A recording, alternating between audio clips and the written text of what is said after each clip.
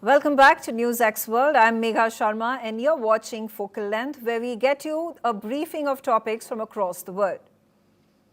The big focus continues to be on the US President Donald Trump, whether it is about his upcoming meeting with his Russian counterpart Vladimir Putin in Alaska or his aggressive tariff policy that has lost him many a friend.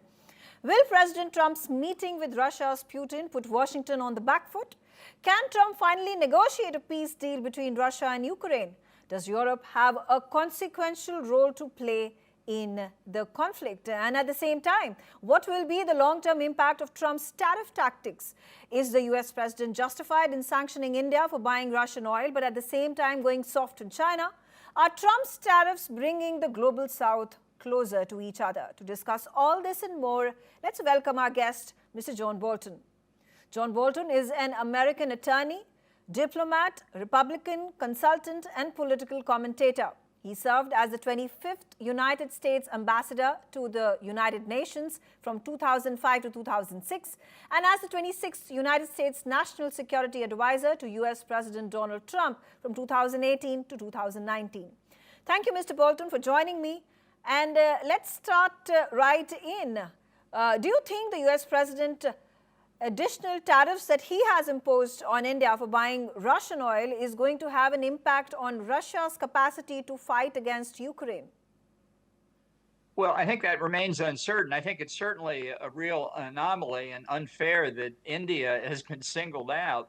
No additional tariffs or sanctions have been placed on Russia, at least not yet. We'll see what happens on Friday.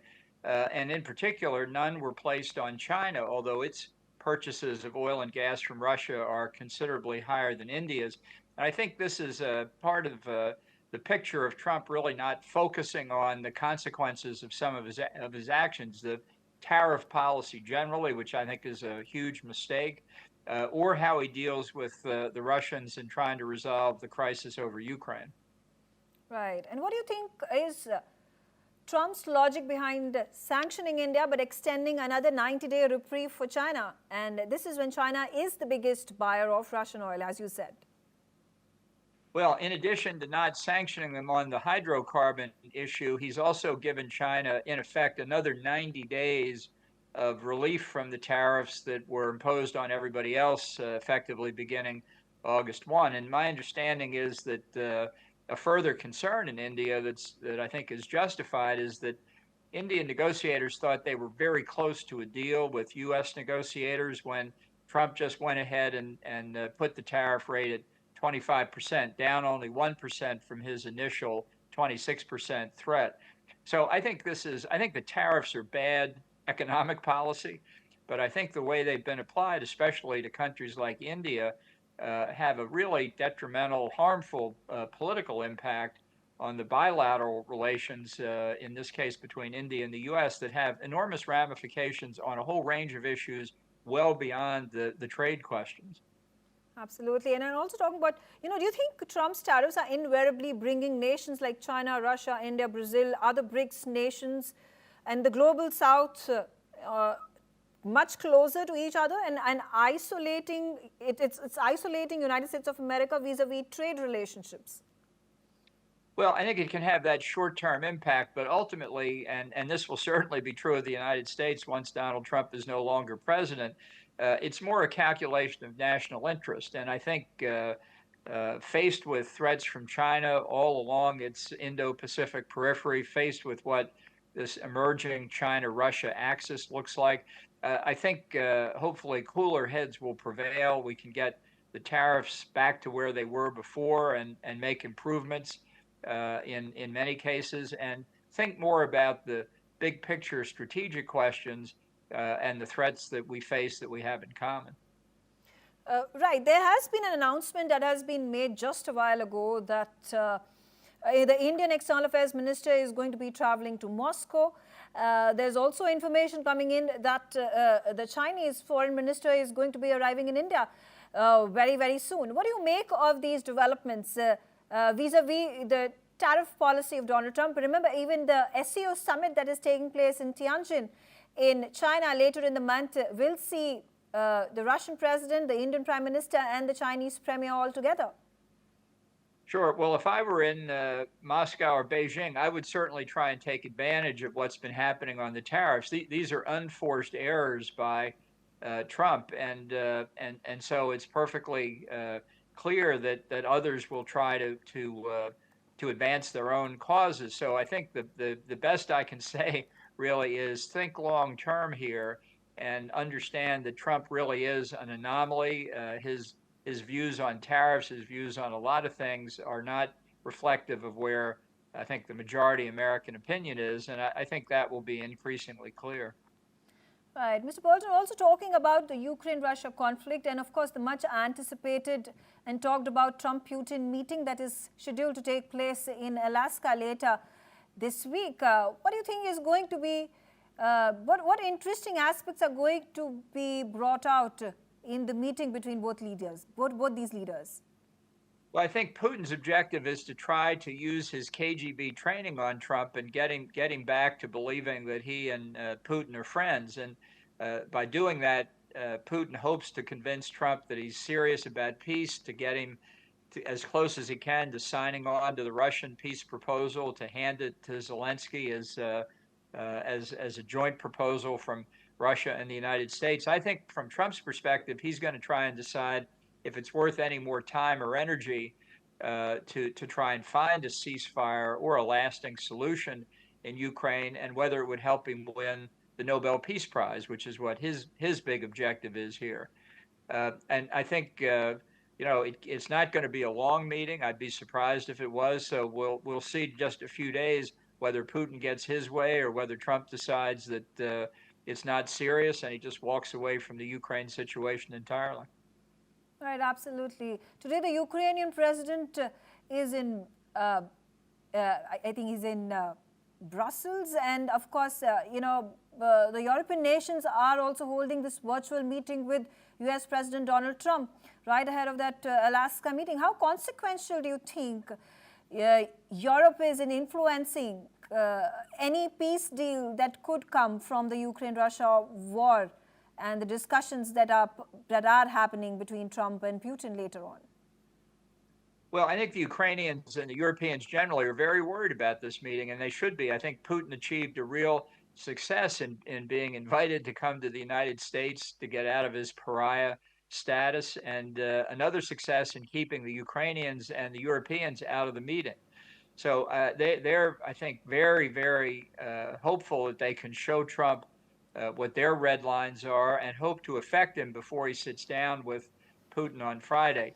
I think he'll listen to what they have to say. We'll see in fairly short order here what the various participants think of the meeting. But this is really the last hope before Friday for Ukraine and the big European countries.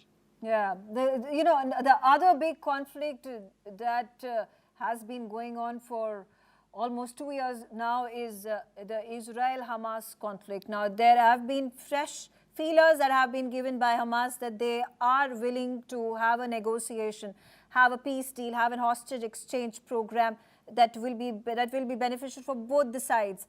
How has the U.S. support to Israel in the past several years, and particularly during the time of Donald Trump being the president, influenced the war? Well, I think in terms of what comes next in Gaza, that at this point, Trump is deferring to the Netanyahu government. And I think if Hamas is again saying they want to talk about some kind of settlement, it means they're very worried about the ongoing Israeli military operation. This is really not just a war between Israel and Hamas. It's a war between Israel and Iran and Iranian terrorist proxies like Hezbollah, the Houthis, as well as Hamas. Right. But then talking about how the onslaught of the Netanyahu government that is led by the military establishment, the IDF, has gotten, a complete descent. There's unhappiness, and people are outraged by the number of people, number of Gazans who have been killed. maybe because of starvation or because of the IDF strikes that have hit civilian areas. But United States continues to be steadfast in its resolve to support Israel. Do you think global condemnation will somehow influence Netanyahu and the United States of America to tone down the war? No, I don't think so. I think the barbarity here is Hamas, which for over decades has been using its own civilian population as human shields, very cynically, very brutally. And the destruction in Gaza, I attribute to Hamas, and which is why I think most Americans feel that the Israeli objective of eliminating Hamas as a military and political force is justified. Mm-hmm.